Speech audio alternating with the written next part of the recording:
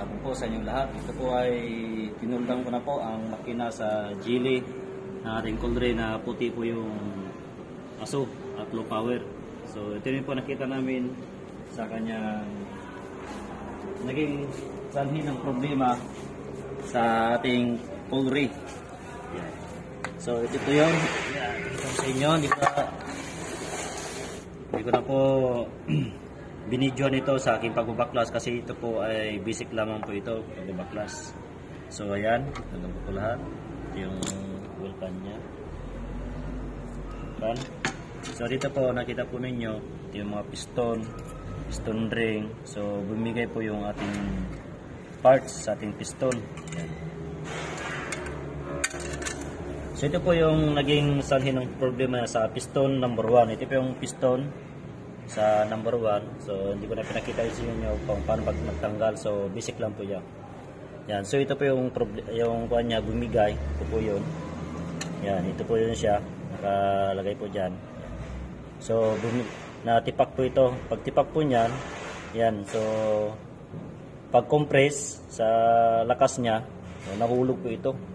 Ito pumunta po dito sa ating oil pan. Yan. So meron tayong gas. Yan. Ito yung sa piston number 2. So wala namang problema. At saka okay naman siya. Okay siya. Sa mga piston ring, i-check ko naman okay na siya. Pero sa piston number 3, ito yung number 3. Yan ito. So meron siyang putol. Yung top ring niya. Yan o. Yan, kita po ninyo yan. Ito yung sa top ring niya.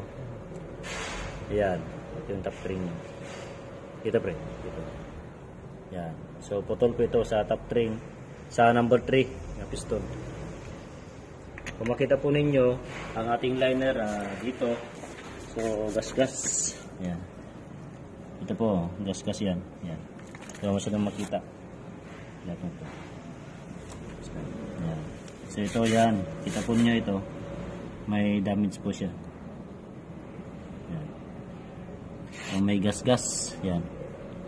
Ito ay metal. So dito sa number 2 natin, dito sa number 2, dito bro. Ito. So yan, okay naman siya, wala namang problema. So number 3, so okay naman po siya, wala namang problema. So ito lang po number 1. Sa number 1 tayo nagkaroon ng problema dahil ito ay bumigay yung piston at ginasgas ang ating liner. Ito sa Geely.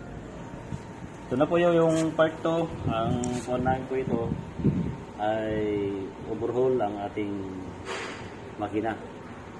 So yan lamang po ang aming nakita at sanhi ng problema sa white smoke sa Geely na Coldre na brand. So lahat ito parts po ito. Kita ko sa inyo lahat po ito parts sa Geely. So marami pong parts. Kita po ninyo.